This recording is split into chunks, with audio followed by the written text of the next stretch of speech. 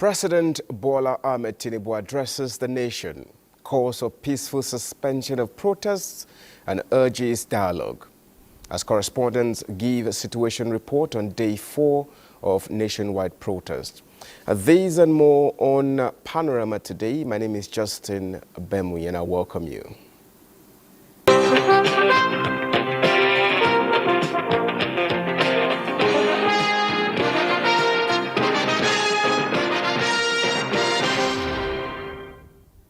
Well, thank you so much for joining us. President Bola Tinubu has called on protesting youths in the country to suspend any further protests and create room for dialogue. Addressing the protest in a special broadcast to Nigerians, the president says rather than shut out the oxygen of economic recovery that the policies of his administration are already injecting, citizens must look past their fears and embrace hope anew. Status correspondent Adeni Taiwo reports. Voices and narratives in the last 4 days have been that of violent agitation and wanton destruction following the wave of protest that swept across many parts of the country. My fellow Nigerians, I speak to you today with a heavy heart and sense of responsibility. Addressing the protest in a special broadcast, President Bola Tinubu expressed sadness over the development, noting that the involvement and unfortunate death of young Nigerians, as reported in several states, along with destruction of public facilities, have all served to set the nation back.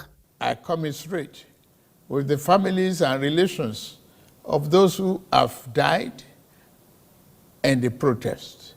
We must stop further bloodshed, violence and destruction. As the president of this country, I must ensure public order in line with the constitutional oath to protect the lives and property of every citizen.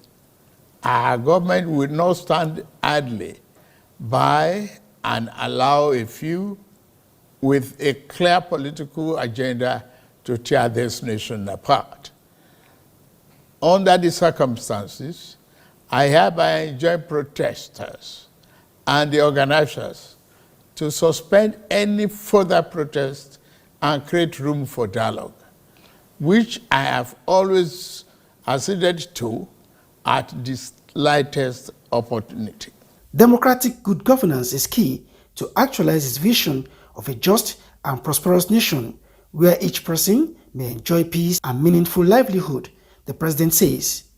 While calling the attention of Nigerians to the poor and unsustainable state of the economy before he took the saddle, President Tinubu again reminded them that the removal of fuel subsidy and few other of his policies, though painful, are necessary to rescue the economy from those that impede its growth. The current pain has its gains, as the president also shared some of the efforts of his administration on infrastructural development and resources utilization drive. Notably, the Lagos-Calabar Coastal Highway and Sokoto-Badagry Highway projects will open up 16 connecting states, creating thousands of jobs and boosting economic output through trade, tourism, and cultural integration.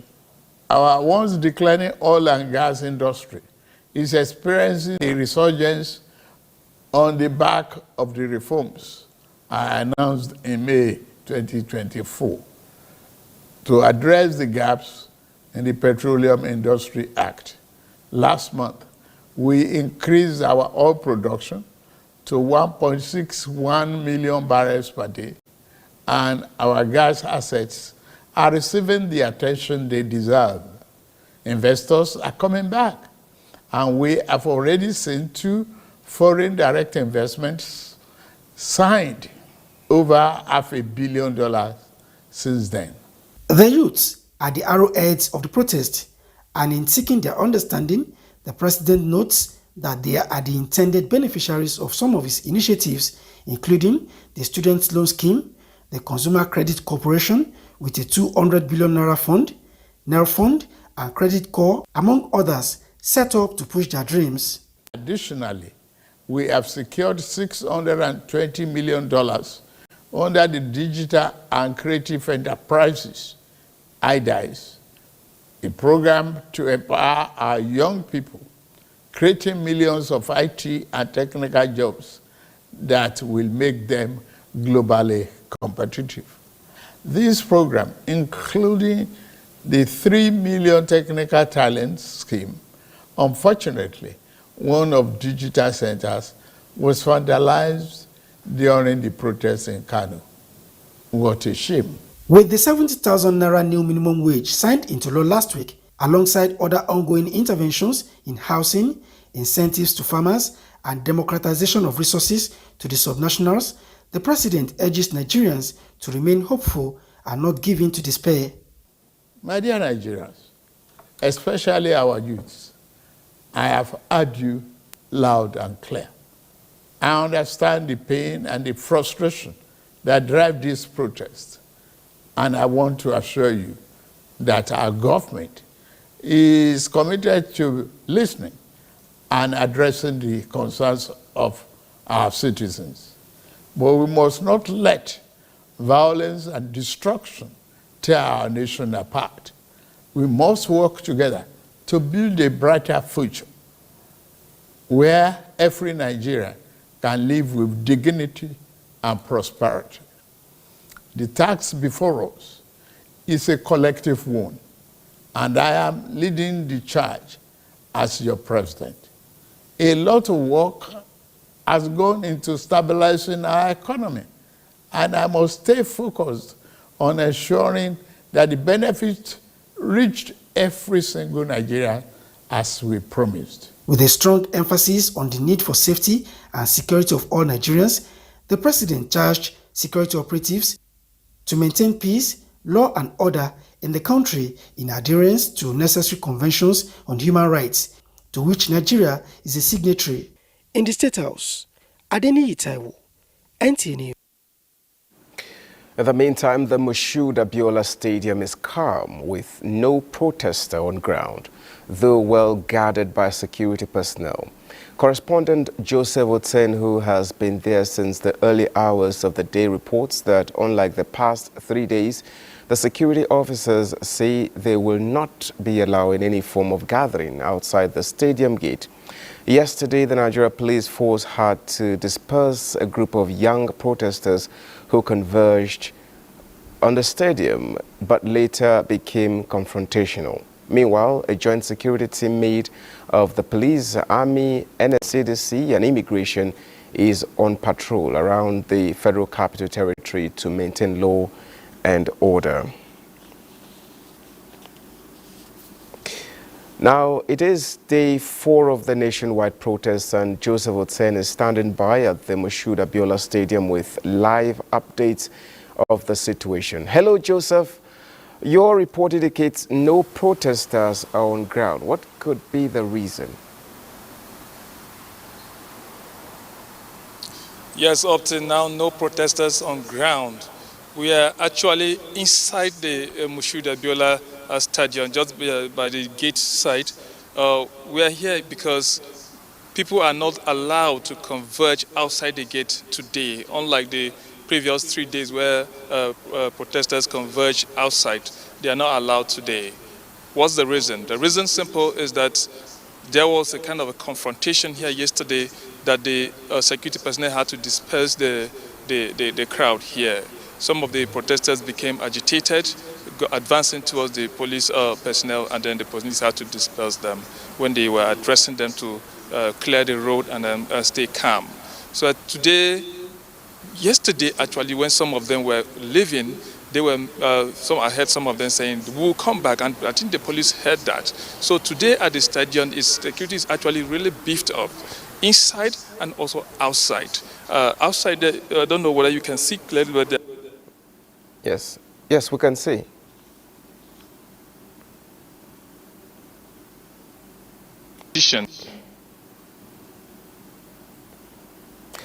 It appears we've lost the signals there from Joseph Otsen.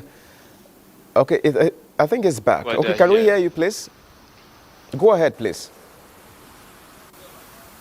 Okay. So that is the situation here, actually. I earlier came, there is a patrol team moving on, the joint security patrol team moving on. And yesterday I interviewed the Deputy Commissioner of Police Operations of the SCT, who is actually leading that particular team. He came here earlier on. They have been patrolling. They came here about 2 times today. And then in my conversation with him, he said they are having information that some hoodlums want to take advantage of the protests and then unleash some kind of mayhem. We will observe that the kind of protesters that are coming out, and then the nature of protests is gradually changing. From day one, we had a larger number of people who came here, matured and young ones. The second day, the number reduced. Yesterday, the number was less, and today we don't really have anybody on ground here. So there's a kind of a change in the nature of the protest and then the type of protesters that are coming out. And this is what the police, the DCP told me, that they are having information that these hoodlums want to take advantage of these young ones and unleash mayhem so that they can loot property. Have you in any way had an interaction with any of the youth or the protester in any way?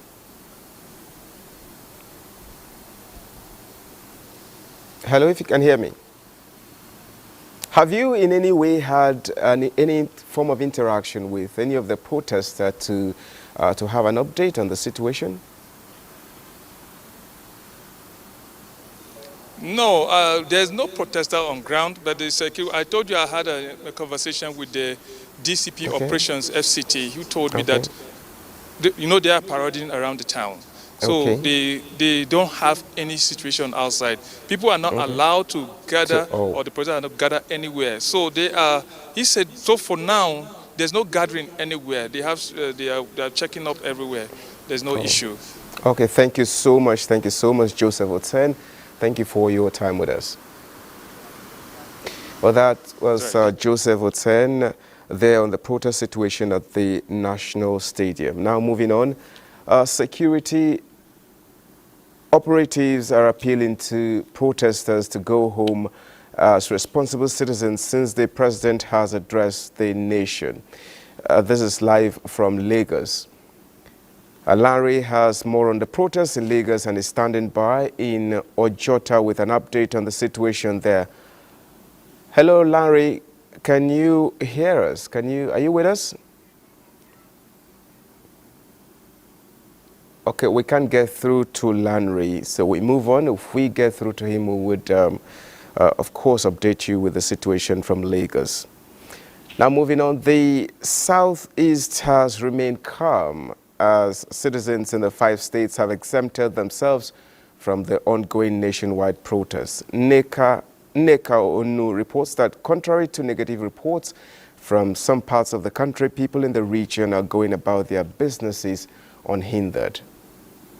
Apart from day one, when most people in the 5 states of the Southeast stayed back home, largely due to fear of the unknown, the situation has improved as life has bounced back to normal. Report from Enugu State indicates that of peaceful atmosphere and calm as the nationwide protest enters day 4. There is free human and vehicular movements on the road, while many business premises are opened.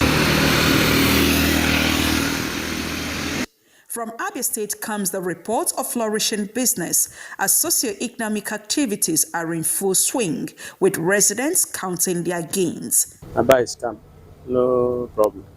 There's no protest going on as far as I'm concerned today. At least people have opened business centers, open fast food. In Anambra, the popular Aroma Junction records free movement of people and vehicle, though some shops are still locked. So far, no protest has been recorded in any part of the state. Same for Imo State, where there was palpable fear of violence days before the August 1 protest. Day 4 reveals calm and normalcy, with upward swing in socio-economic activities. Ebonyi is also not left out of the bliss enjoyed in the Southeast. Yes, but that one is not concern me. You understand me? If they do protest, or don't they do? It's not my concern for that. I'm not in support of any protest. encourage even my own child to come out to protest because of what is happening in Nigeria today. Young youth might not even see how the elderly are seeing it, because you have another different view altogether. The turnout will be bloody than a peaceful one. Even though the protest is the right of the citizen, we the Igbos are not interested. The consensus from the people of the Southeast is that dialogue should be the first option in addressing national issues for the safety of lives and properties. In Aba, Neka Onu, NTA News. Now from the Southeast, I take you back to Ojota, where Lanre has more on the protests in Lagos and is standing by in Ojota with an update on the situation there. Hello, Lanre, do give us an update. What's happening there? Well, if you look at the road, you see that the road is now devoid of all protesters. Just a few minutes ago, the lead formation of the security detail came to meet with the protesters, a handful of them, I might add, and asked them to please suspend the protest since the president has addressed the nation. They talked back and forth, and the protesters decided to suspend the protest. So in Lagos, at the designated area, is official, the protest has been suspended. Let me move away from the camera and let you see.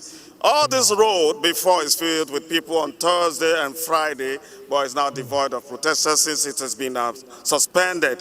And if you come to the other side, the security formations are now wrapping up issues, wrapping up details to move back to their stations behind me here. And that is what is happening right now in Lagos. Officially, it has been suspended in Lagos, the protest, I mean. So it appears the ambience now is more peaceful and more peace has returned to Lagos. Is that what you're telling us? Yes, yes, everything is peaceful. Nothing is happening, nothing untoward is happening. In fact, when the police were talking to the protesters, they had a lot of patience with them because some of them are saying, no, we can't go now. To give us till so time. But the police were firm and say, look, the president has addressed the nation. Go home, listen to the president and go from there. So suspend it. It's in the interest of the nation for them to be good citizens of the country. And that is what exactly happened. And all around there, business is going on. There's everything. People are coming back from church. Everything is going. It's very Lagos-ish, if I can use that word, right now in Ojota. Well, we really thank God for that. Thank you so much, Larry, for your time and for the updates you've fed us with. Thank you so much for your time.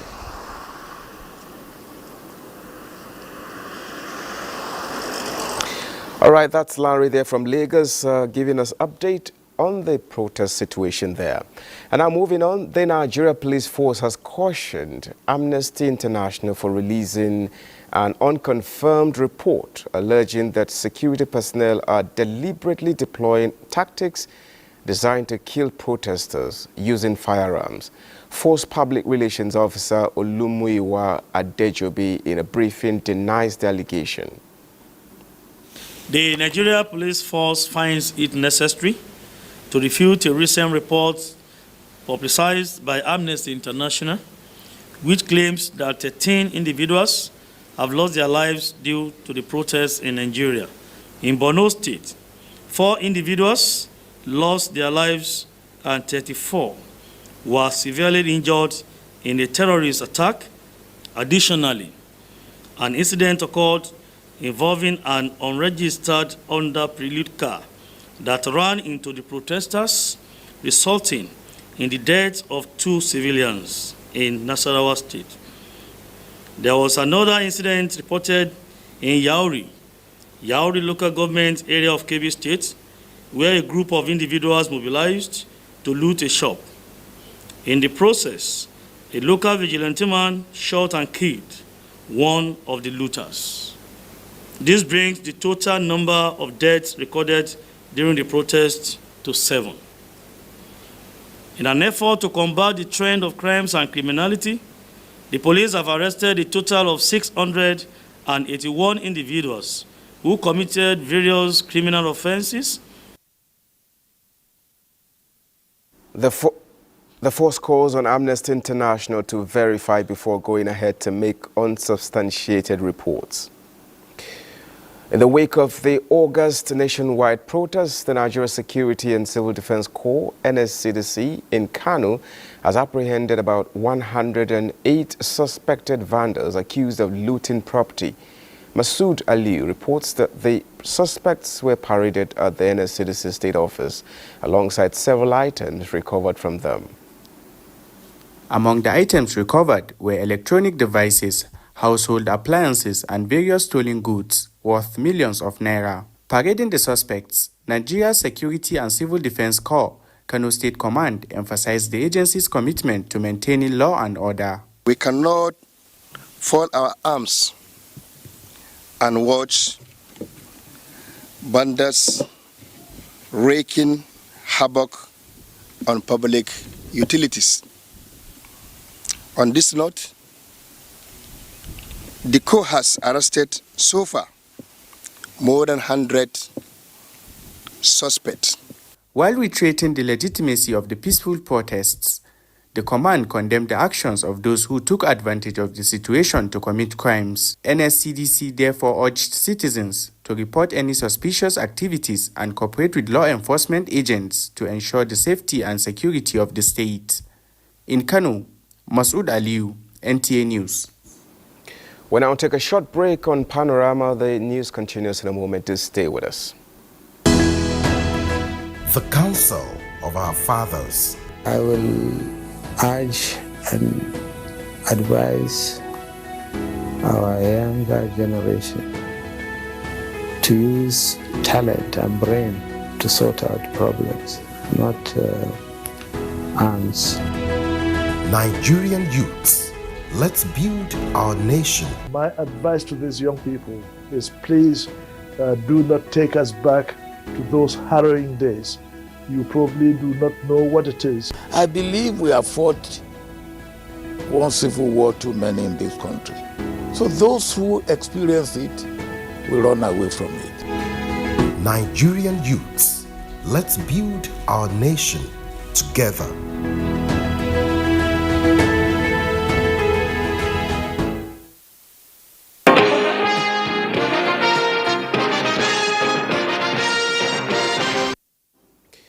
And now to sports, where Julian Alfred of St. Lucia became the fastest woman after winning 100-meter final in a time of 10.72 seconds to secure gold and our country's first ever medal at the Olympics. For more on these and other sports stories, let's join Suleiman Musa on Sports Update.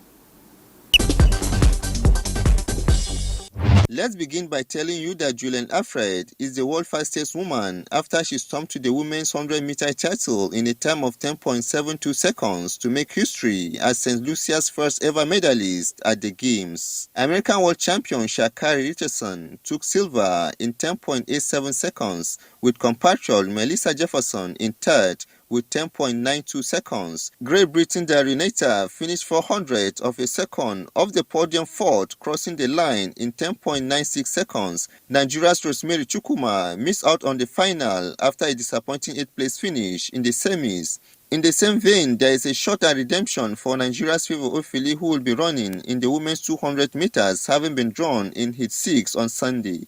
The Nigerian record holder will be making her Olympics debut after being left out of competing in the 100 meters. Ofili will be up against Britain's Dina Asha Smith and Gambia's Gina Bas Bitaye. Meanwhile, in the men's shot put finals, Nigeria's hope of winning a first medal was dashed as Chukwuebuka Enekwechi finished 6th with a throw of 21.42 behind American Ryan Cruiser, who won the gold with a throw of 22.90 meter. Joe Kovac and Rajendra Campbell tied with a throw of 22.15 meter, but it was Djokovic who won the silver on count-back. Though not a desired result, it is an improvement from his 12th place finish in 2022 Tokyo Games. And finally, China's Zheng Qinwen is champion of the women's single event after straight set 6-2, 6-3 victory over Donna Vikik. Vikik was appearing in a gold medal match less than a month after narrowly missing out on Wimbledon final, losing her semi-final to Jasmine Paolini in a deciding set tie break. With Sport Update, Suleiman Musa, NTA News. A sports update there ends Panorama this time. Thank you so much for being a part of it. My name is Justin Bemu. You do have a good afternoon.